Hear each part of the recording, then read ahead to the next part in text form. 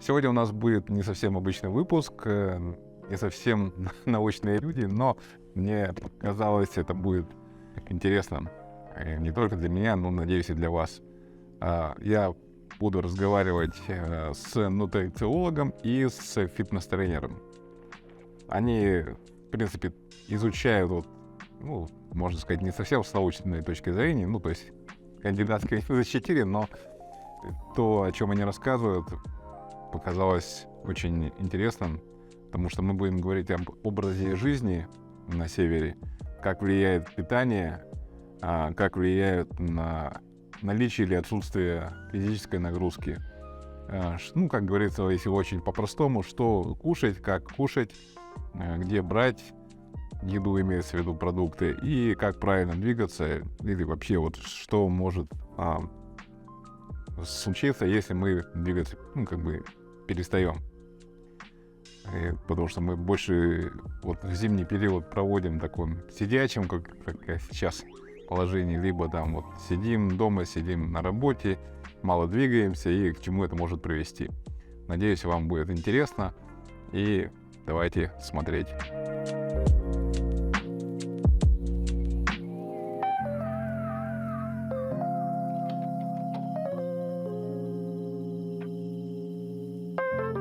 Со мной новые гости, и мы поговорим про образ жизни на севере. Пожалуйста, я вас представляю. Слева от меня Юлия Бекова и Татьяна Матвеева. Давайте я небольшое интро сделаю. Я нутрициолог по образованию.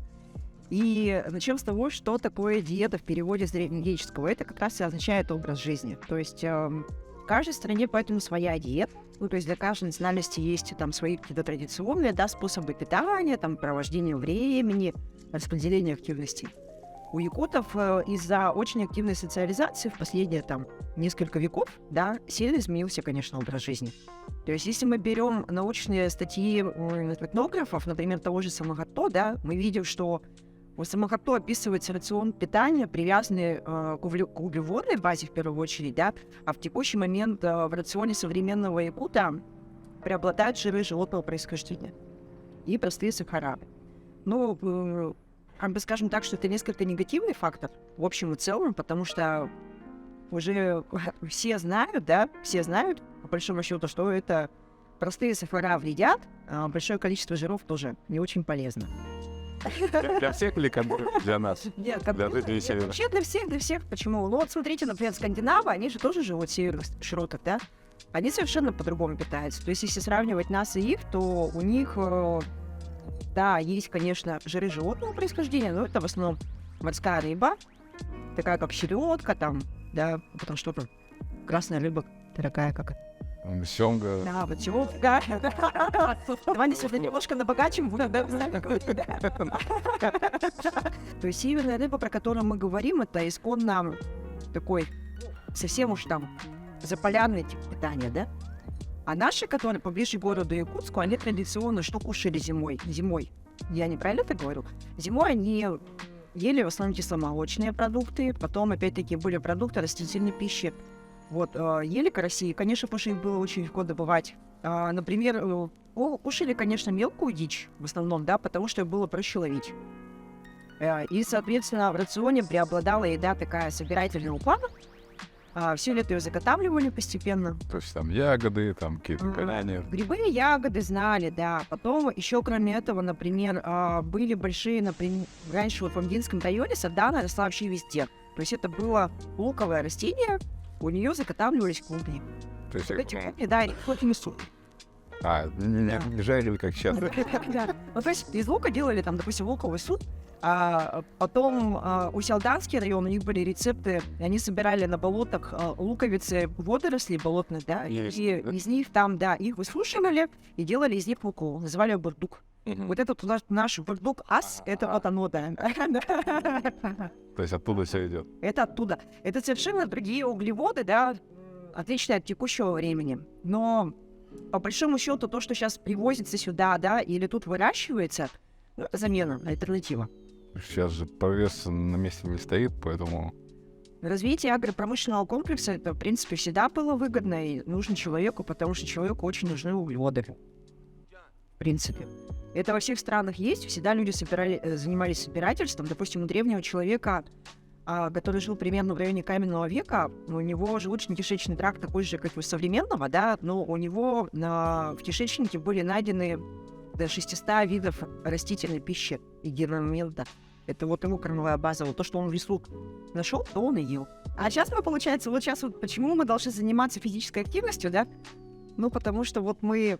Вот мы такие вот, можем это все же за раз есть, а тут вот запасы калорий дня на 3, на 4. Печенье курабье сколько примерно? Положили. Я не знаю, тут не что надо смотреть, ну, короче, получается, вот печенье курабье очень калорийное, потому что его делают всегда на маргарине и на сливочном масле, то есть оно очень жирное, в него добавляется большое количество сахара. Да, Саша, возьми.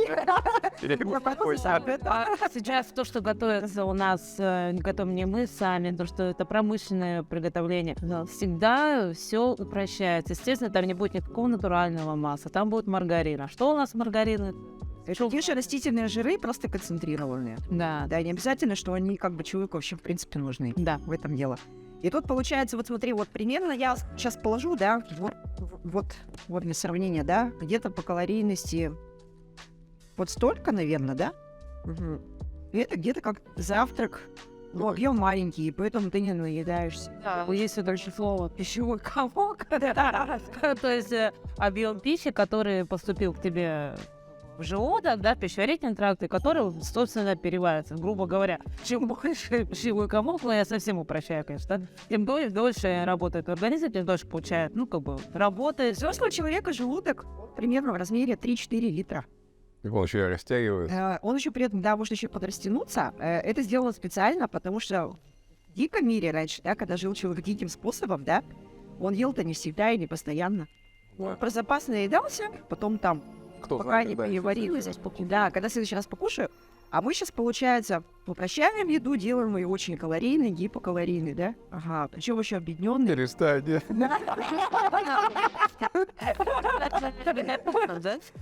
Я на конфетках еще вот калорийность, надо еще в интернете поискать, потому что... Я как тот иностранец при виде конфетки теряет контроль. Ну, в смысле, кондитерские изделия сейчас нужны для того, чтобы просто дополнять рацион, потому что вы привыкли кушать мало.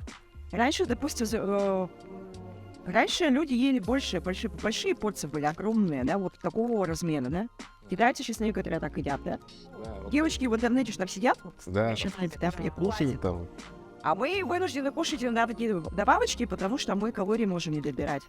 Мы привыкли порции кушать маленькие, желудок привык вот перерабатывать маленькие пищевые комки, да? Ага. Ну и, соответственно, получается, мы просто догоняемся. Конфетами. Ну, конфетами, да. И, естественно, появляются неправильные связи, то есть нейронные в голове. И так может возникать просто вот это путь к сахарной зависимости. И диабет, и смерть. Нет, сахарная зависимость — это же не только диабет и смерть, да? Ну, там бывает кариес, да? Ну, это уже как бы конец пути. К чему это приводит? Но по итогу, конечно, ни к чему хорошему рафинированные продукты не приведут, потому что они все объединенные. Вот. На этой печальной ноте мы закончили. Закончили-то. Да, я говоря о том, что почему у нас, как поменялся образ жизни, который был, допустим, у нас, даже если мы говорим о том, что это было 20 лет назад. 20 лет назад, буквально, это 2000-е, когда у нас не было так развито такси, общественный транспорт, даже вот элементарно. Говоря о городе, я не говорю уже, конечно, о районах, там, в деревнях, да, мы ходили больше пешком. Мы больше все-таки вынужденно больше двигались. Даже если вспомнить, допустим, наших родителей, да, это, допустим, 70-е годы, постоянно были вот зеленые, постоянно ходили вот на лыжах, что-то какая-то, вот постоянно была какая-то физическая активность. Это было нормально. И это было, да, это была норма. А теперь напомни зрителям, слушателям, вот чем ты занимаешься, что Да. по-моему, прослушали этот момент. Это прослушали этот момент. Я являюсь тренером, у меня есть высшее, естественно, физкультурное образование. Я являюсь тренером именно по кроссфиту и функциональному фитнесу, можно так это назвать. То есть, да, и мы стремимся развить как бы все стороны человека, как бы организма, то есть это и сила, и выносливость, и скорость, и баланс, и координация. То есть человек должен быть развит во всем. Ну и, как бы так сказать, быть готовым ко всему, на самом деле. Допустим, надо быть готовым к тому, что вот когда у тебя есть внуки, тебе, допустим, 60 лет, у тебя есть внуки, ты мог спокойно с ними пойти на прогулку, и тебе это не было трудно. Конечно, не быть обузой там своей семье, да, это очень важно. Как вот, допустим, человек с избыточным весом, ему же очень тяжело живется. Зачем это? Или там, допустим, человек, у которого там какие-то дефициты движения, да, который ограничен в движениях, там руки не поднимаются, ноги Не может присесть без опоры, не может завязать шнурки, не может надеть обувь стоя. Еще тут, заметьте, знаете, какая взаимосвязь есть вот между физической активностью и интеллектуальной деятельностью? Давно уже заметили, что те люди, которые больше двигаются разнопланово, то есть у них разные типы движений, да, у них развитая мелкая моторика, крупная моторика, все, да, они реально быстрее, потому что у них больше нейронных связей в голове. Потому что разные движения, вот, допустим, я каждый раз, допустим, есть такое упражнение, движение двойные прыжки на скакалке. Все считают это архисложным движением, именно думают, что это именно физически сложно. На самом деле, действительно, это не так просто, но оно, то есть должны возникнуть новые нейронные связи. То есть движение идет от того, что вы быстро крутите кистями и грубо говоря, медленно высоко прыгаете. То есть это как стучать себя по голове и крутить одновременно по животу. Допустим, не все могут так сразу сделать. То есть и вот все эти движения, они новые нейронные связи. Я сейчас слоган придумал тебе. Джонатан смог, и ты сможешь. Нет, но смотрите, для чего необходимо соблюдать вот какие-то там элементарные правила самосохранения, такие как умеренно есть и двигаться, да? Во-первых, чтобы не быть обузой, да? Потом нести какую-то пользу, наверное, этому обществу. Мы же все-таки в социуме живем. Я, например, не сильно понимаю людей, которые там легко сдаются и попадают в деградацию и уныние.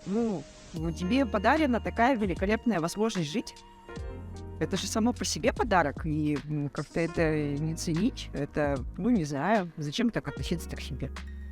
Мотивация нужна. Что такое? Вот, да, давай про мотивацию. Допустим, раньше хорошо, да? Вот что двигало древним человеком, чтобы он хотел жить? Вот что могло им двигать? Не было цивилизации, не было денег, не было машин. Что им двигало? Почему он... Желание выжить, какой там цивилизация? То есть, это и есть мотивация. Делать. Допустим, есть понятие, есть же разные уровни мотивации, да. Допустим, когда человек решил, что вот все, я буду заниматься, там есть низший уровень мотивации, это я так, низший уровень мотивации, когда ой, у меня фотосессия, мне надо похудеть. Это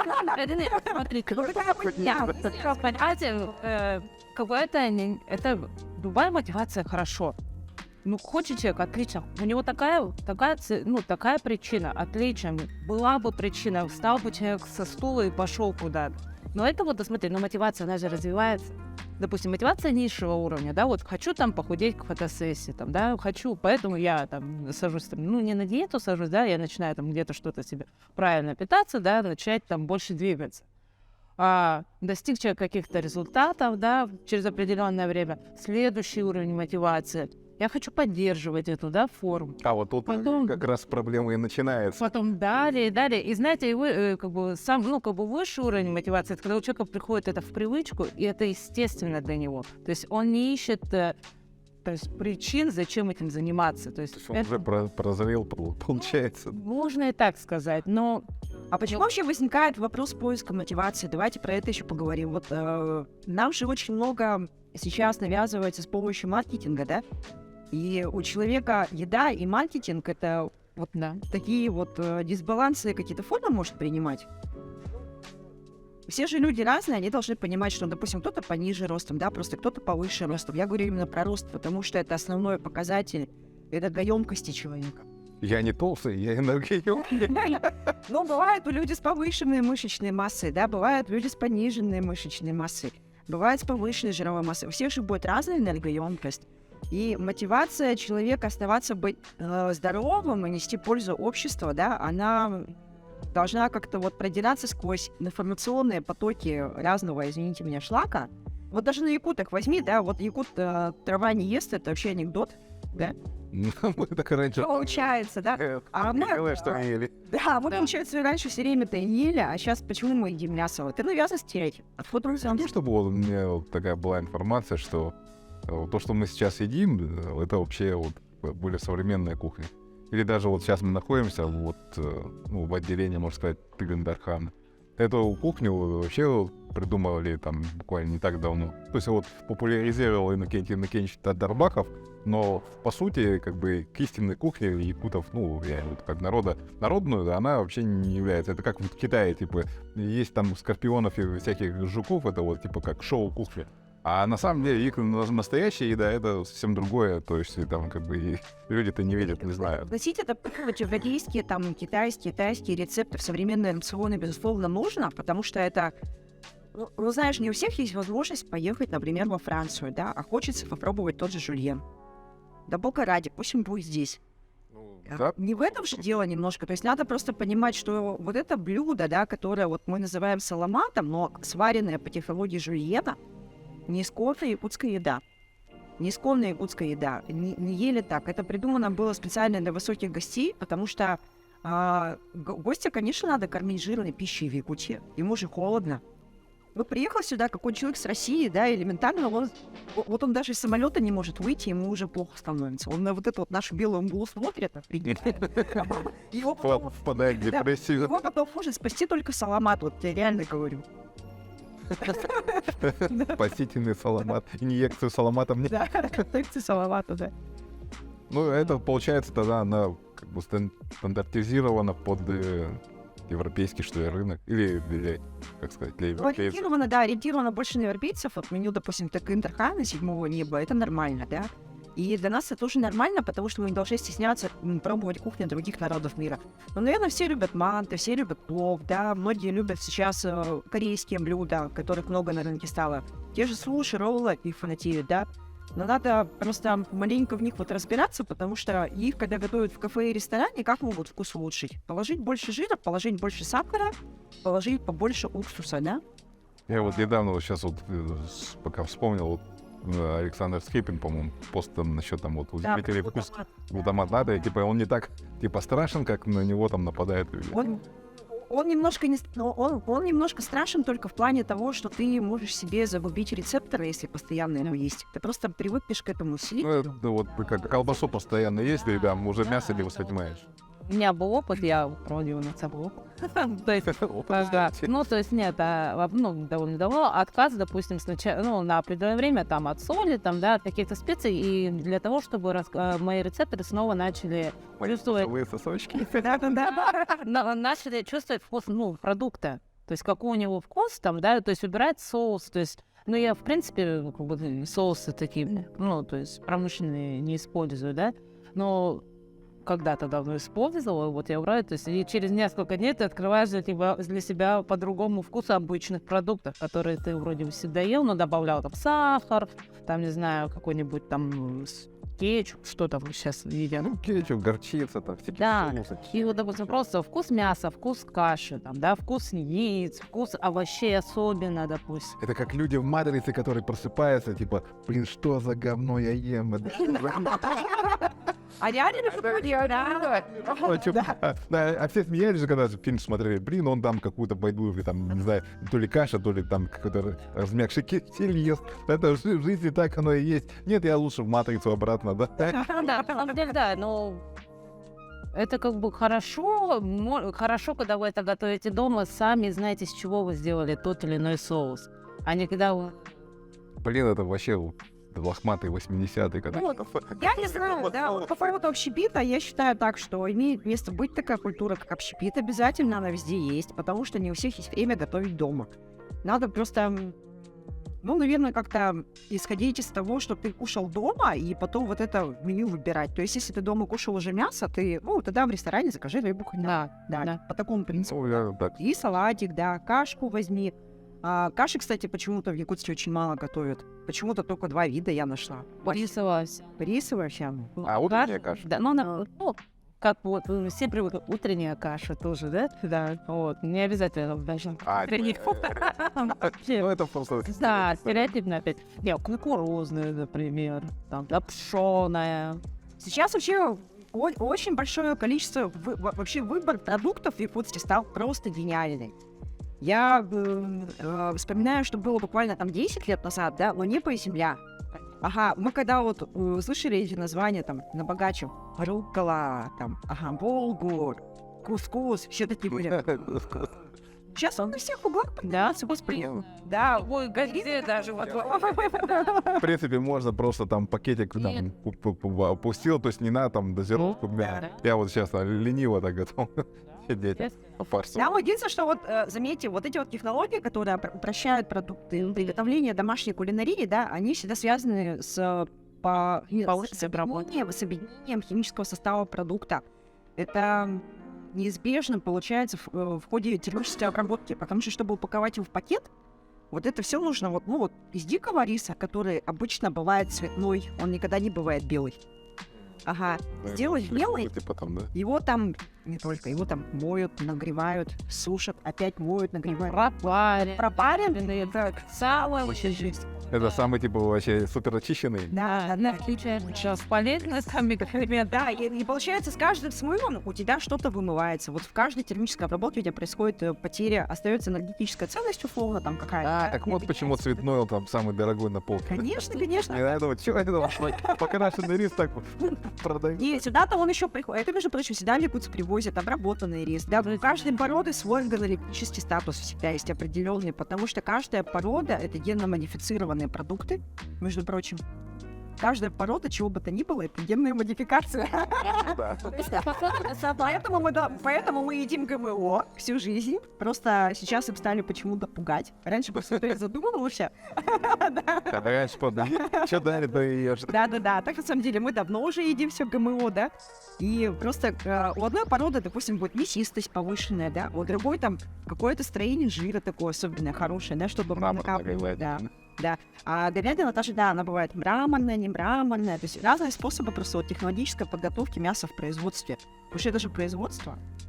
Разный стиль, Животноводство. по-разному, например, разный корм, по-разному, то, что разный корм, по-разному их кормят. Травяной корм в Якутии — это вообще уникальная вещь.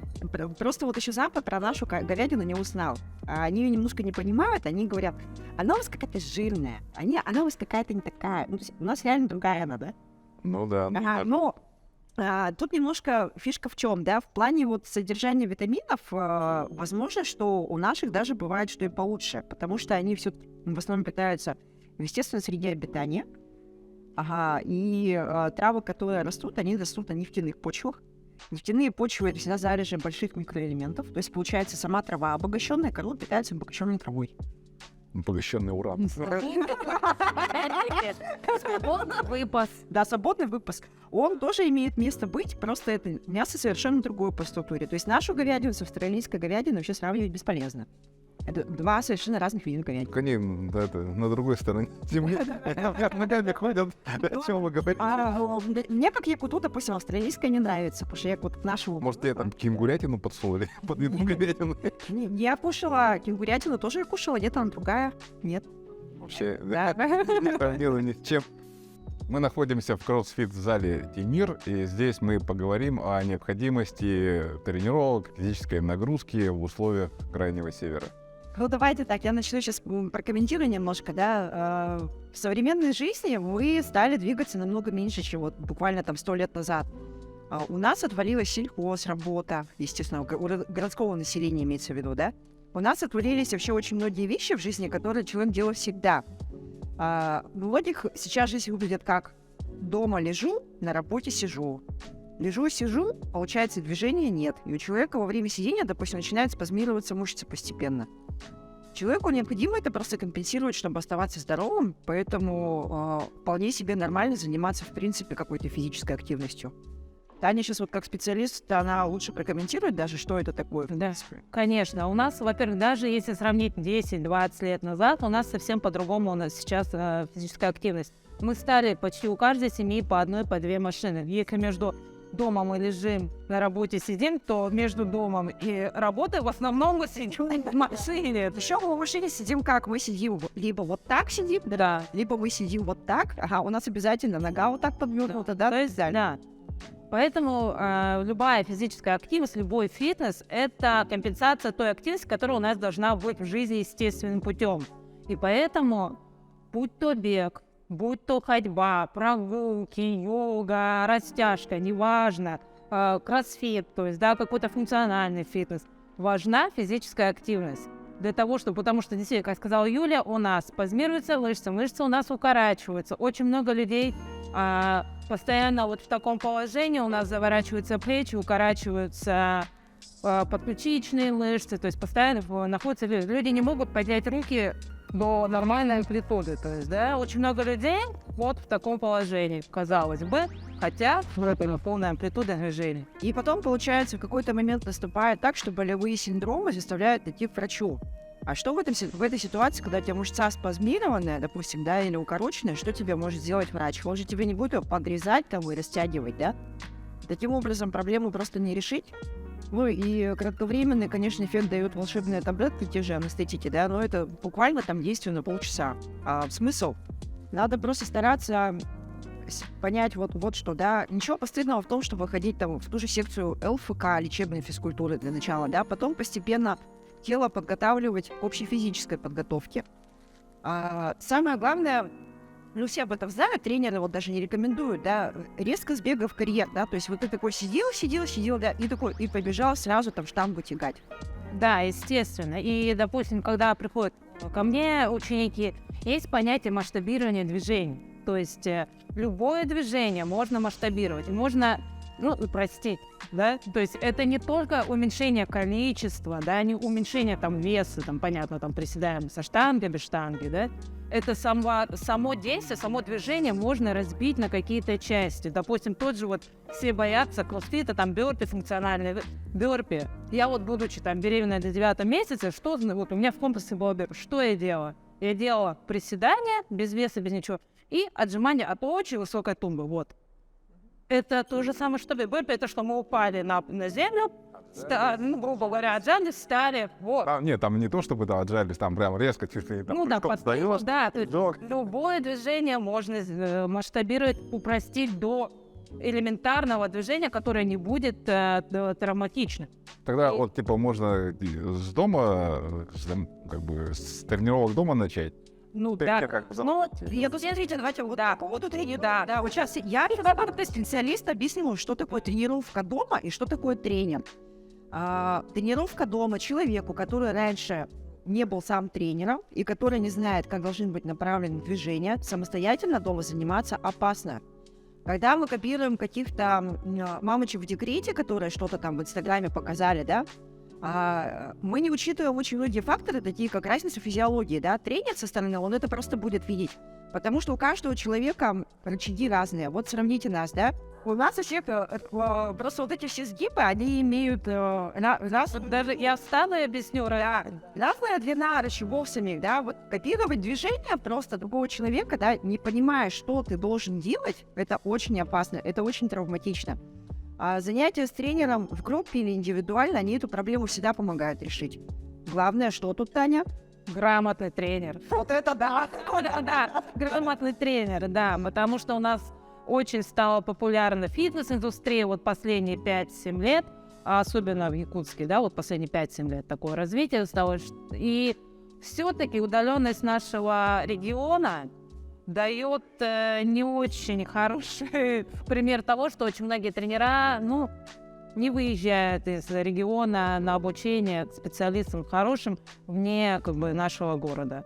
То есть, типа, и происходит повышение. Да, там даже еще от базы сильно зависит. Вот смотри, вот что дает, допустим, вышка физкультурная, да, она дает более широкое представление физиологии человека. То есть это обучающая программа, она сложная. Человек учит анатомию, физиологию, взаимодействие с внешней окружающей средой, да, и он потом понимает просто, что он вообще делает. А если ты купил какую-то там усеченную версию, как делать отжимания, да, ты же от этого тренером не станешь.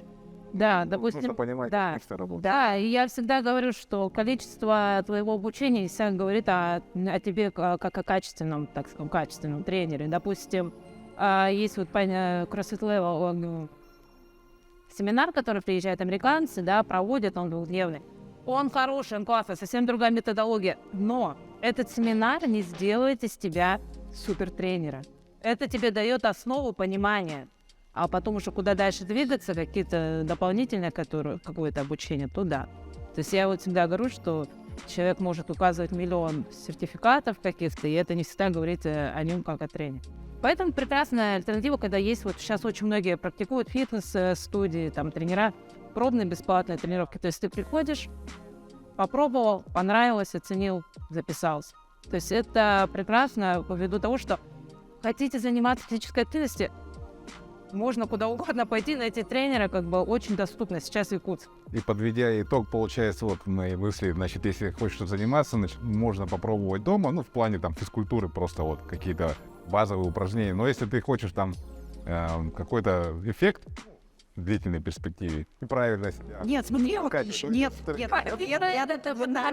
да, смотри, вот На базу надо делать с тренером, учиться базовым Нет, я движениям. к тому, что вот и мне лень, там, допустим, кому-то еще лень. Ну, то есть я представляю какую-то часть опции. нет, тогда, слушайте, Начинаем. ребята, вот давайте, хорошо, давайте вот тогда не дома, а давайте начнем с улицы. Вот что мешает гулять просто пешком, да? Нет, я это вот, в принципе, вот сегодня утром я прошелся, там, километр, Да. кружок сделал, там, отжимания, там, и приседания. Ну, это вот как моя база. Если я там хочу, там, как-то дальше развиваться в этом деле, то мне, естественно, нужен тренер, чтобы он мне, там, со стороны показывал. Опять-таки, огромная доступность работы тренеров. Пандемия сделала все-таки небольшой плюс в плане того, что у нас есть возможность заниматься онлайн с тренером. То есть ты можешь находиться где угодно, Zoom, WhatsApp, звонки, там, да, тренер отслеживает твой результат, смотрит, поправляет тебя. Вот у меня лично ученики во время пандемии, у меня всю пандемию было несколько учеников, которые онлайн по Zoom со мной занимались. То есть я сижу, смотрю, отслеживаю их технику движения.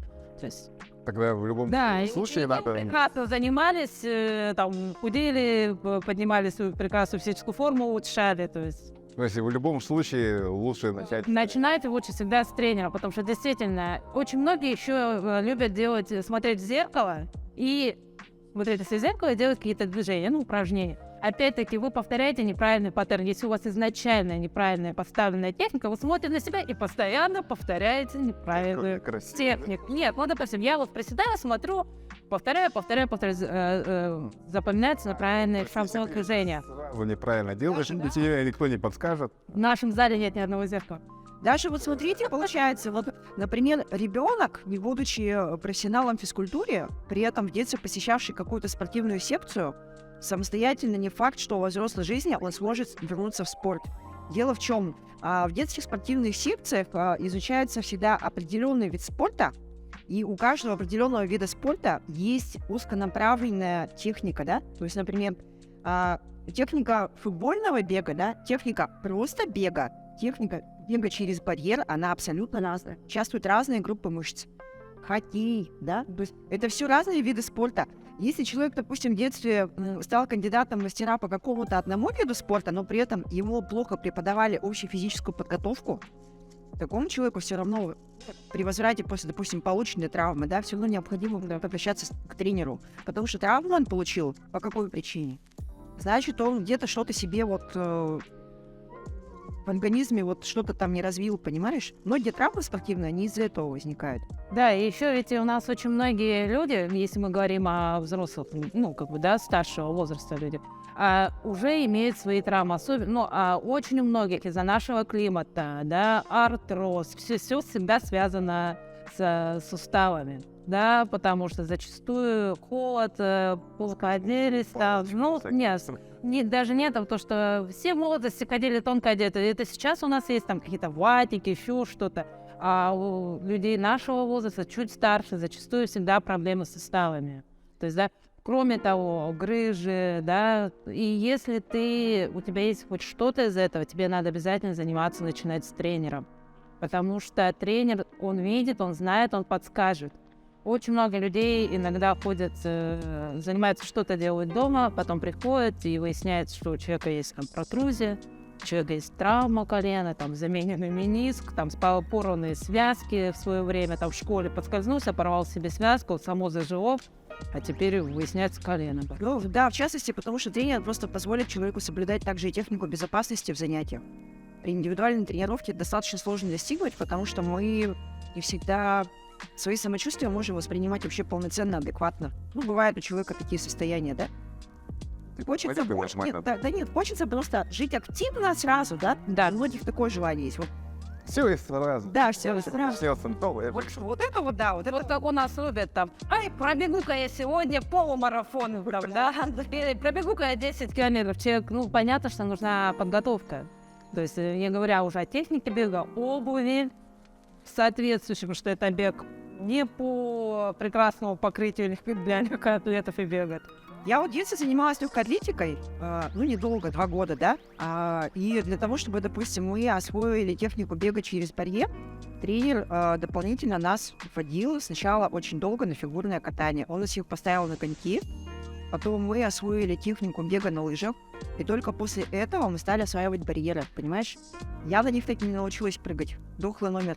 У меня ноги короткие вообще. Нет, если говорить о детских секциях, если мы говорим о детских секциях, там всегда, если это спортивная школа, там всегда работают на результат, они всегда отсеивают детей, то есть по твоим физическим данным, то есть сразу видно. И тренер, естественно, если вы приходите к грамотному тренеру, он сразу понимает. Вот как мы говорили о рычагах. Допустим, у меня очень длинные руки, большой рычаг.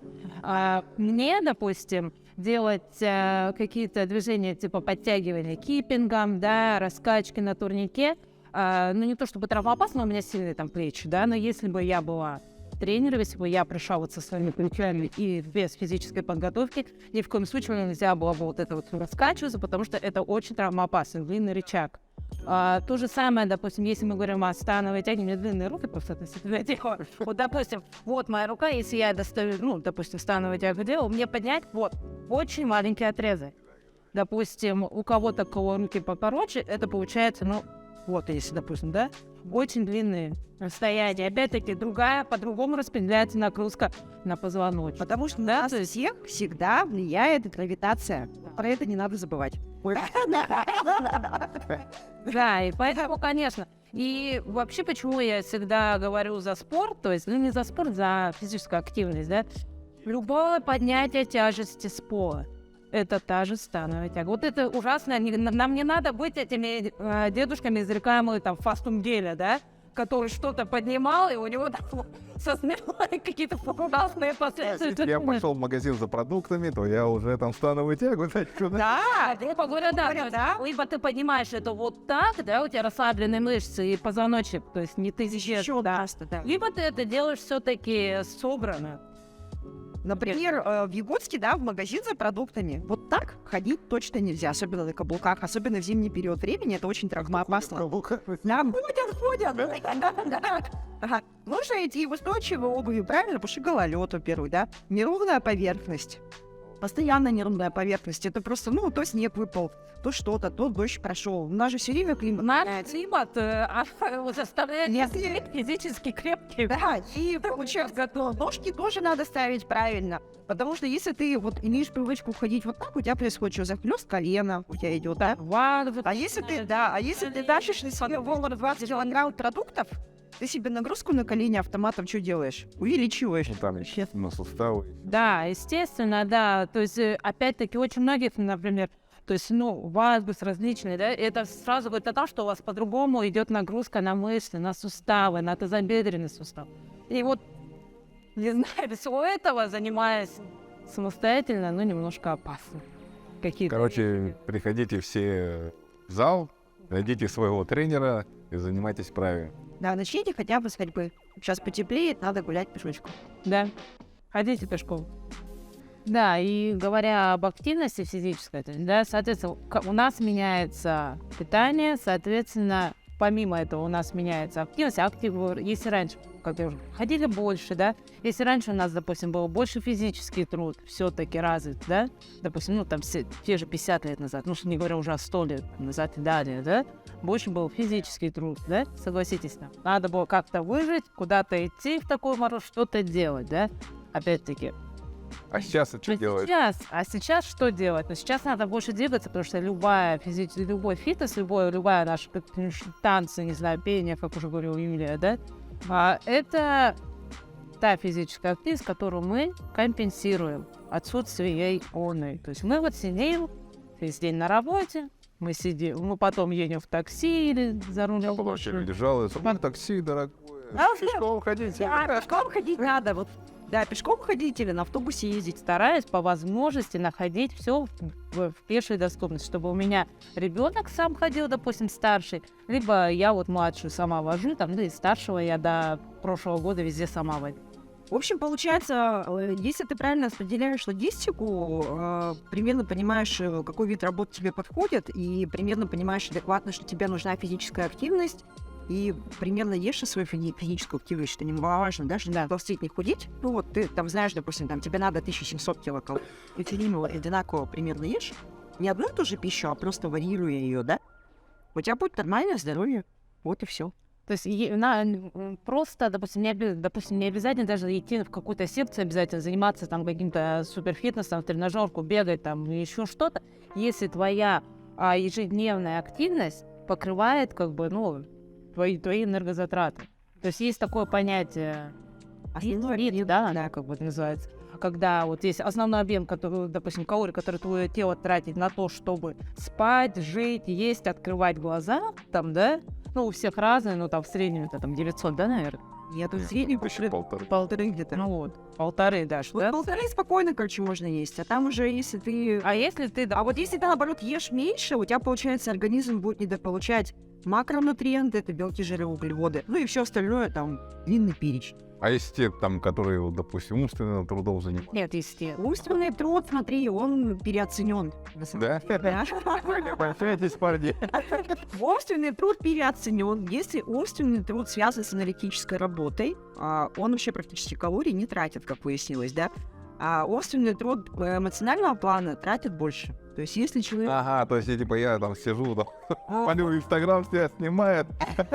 Я там больше... Вот ты преподаешь лекции, да? Если ты, допустим, да, если ты эмоционально выступаешь на публике, если ты эмоционально пишешь книги, если ты эмоционально рисуешь, если ты эмоционально снимаешь, это же тоже интеллектуальный труд, согласись? Тогда ты больше тратишь эмоций. А когда ты спокойно, допустим, сидишь в шахматном турнире, просто знаешь вот эту последовательность шагов, и у тебя задача только в башке хранить алгоритмы, это другое. И не нервничай. И не нервничай. Ну, то есть ты все знаешь, и ты не переживаешь за пар. Как-то там в шахматах ты все знаешь. Это, ну, там, я как бы утрирую, конечно, но все равно там нельзя предусмотреть все. Кого какие-то И, массы допустим, напрягают. связана твоя работа, ну, деятельность, допустим. Вот то ли ты, ну, например, учитель младших классов, да, учитель физкультуры, воспитатель. Ну, мы же понимаем, что разница между человеком, допустим, сидящим, ну, Офисный пол. человеком, сидящим в офисе и работой воспитателя.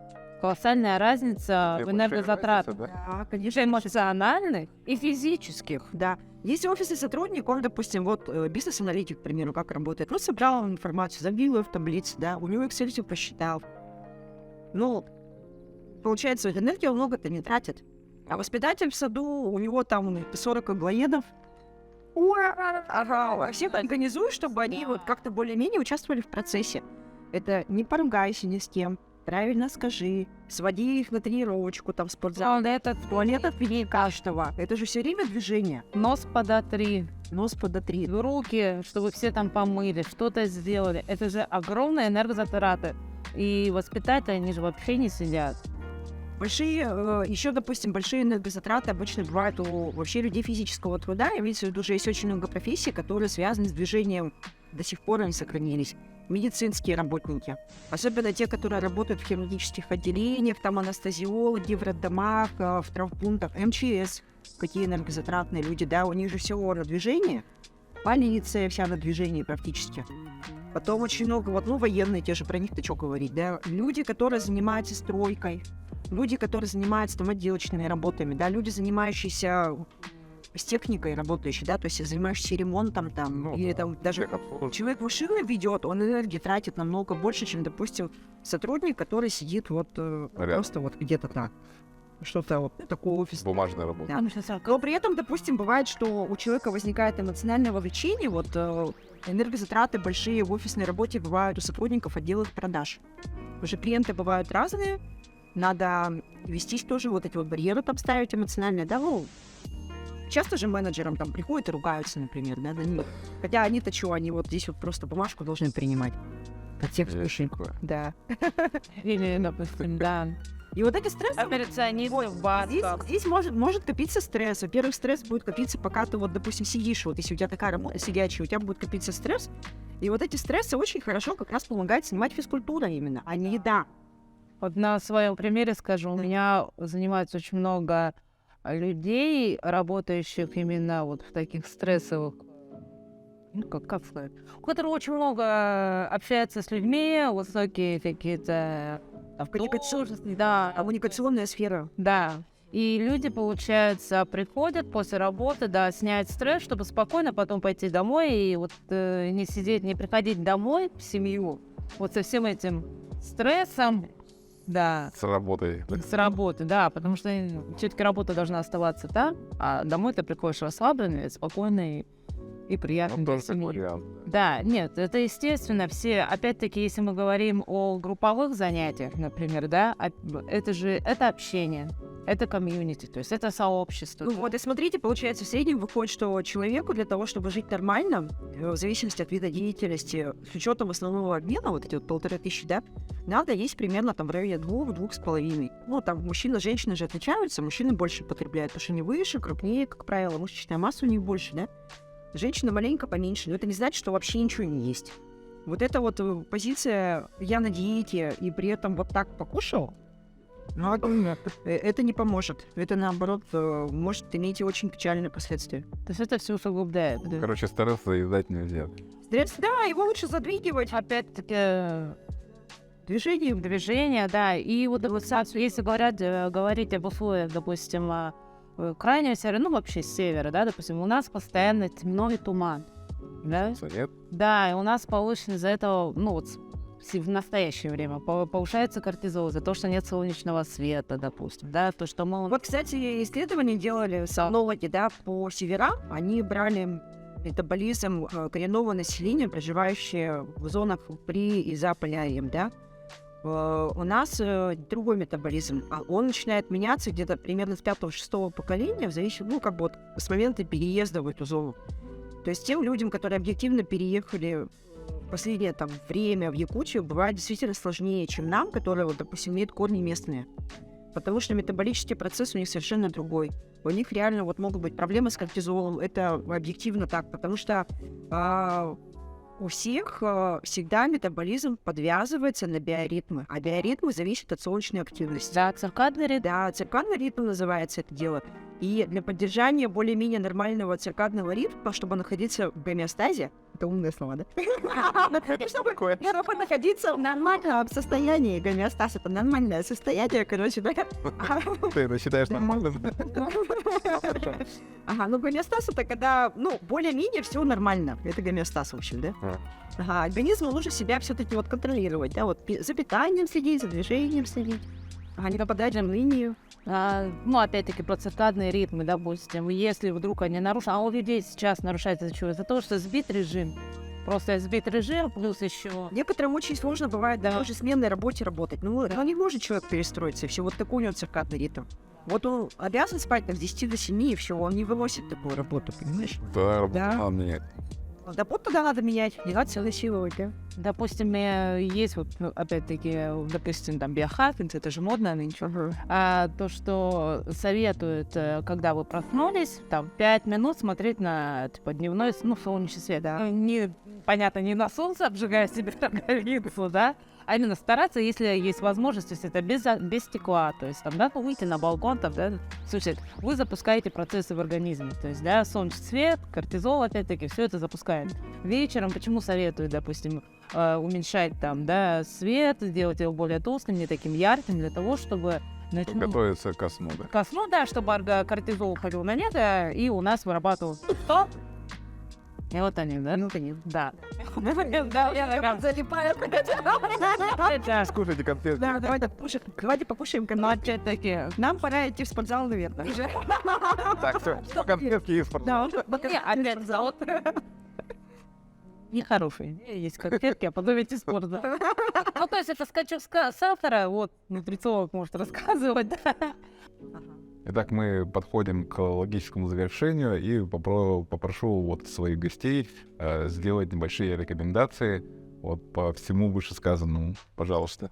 Но я как нутрициолог могу посоветовать, во-первых, следить за состоянием здоровья, объективно обращаться, не забывать к специалистам, то есть это к медикам, сдавать своевременно анализы. После перенесенных респираторных заболеваний помнить о том, что необходимо делать восстановительные периоды. То есть сразу там после гриппа в бассейн идти, например, не стоит. Да, это всем понятно, наверное. Ну, по такому принципу. Далее кушать на свои энергетические потребности под свой стиль жизни. У нас сейчас в Якутске великолепный выбор продуктов. Все продается в шаговой доступности. Не забывать о том, что организму нужна в достаточном количестве вода, клетчатка, нормальный белок. Ну, то есть имеется в виду это овощи, фрукты, каши. Спасибо. А я, как тренер, порекомендую всем больше двигаться, следить за своим здоровьем. Да, потихонечку. Да, то есть начинать надо потихонечку. Я рекомендую всем больше двигаться. Возможно, начать просто с каких-то пеших прогулок, да, особенно когда потеплеет, будет прекрасно. Только не гуляйте, пожалуйста, вдоль пыльных улиц, где много машин ездит, например, в Чернышевского, и не бегайте там, когда час пик. Бегайте там до 6 утра, если вы вдруг решили там бегать. Ну, действительно, потому что все-таки это выбросы вредные, больше пользы вам от этого не будет. Двигайтесь, найдите любой фитнес, который вам по душе. Пусть это будут танцы, йога, растяжки или, например, кроссфит. То есть главное двигаться, наслаждаться жизнью, и пусть эта активность будет вам в радость. Главное, чтобы это приносило радость. Ну, а если кто-то захочет, там, допустим, похудеть, постройнить, набрать мышечную массу, да, можете у меня заказать меню. Или прийти. Мы все обсудим. Мне на 2, 3, 3, 2. Бегу сейчас, когда должна набирать телефон. Обязательно. Звоните.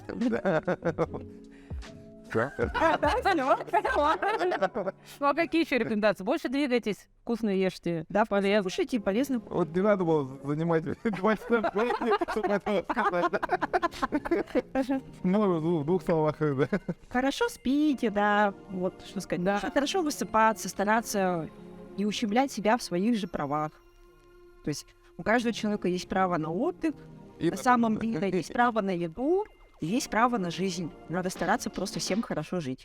Наслаждаться жизнью, да, и стремиться к здоровому долголетию. То есть путем хорошего, правильного образа жизни. Созидательного труда. То есть повышать уровень жизни. Да, конечно. Это самая главная мотивация — здоровье и долголетие. Все, спасибо вам, что пришли. Всем пока. Пока.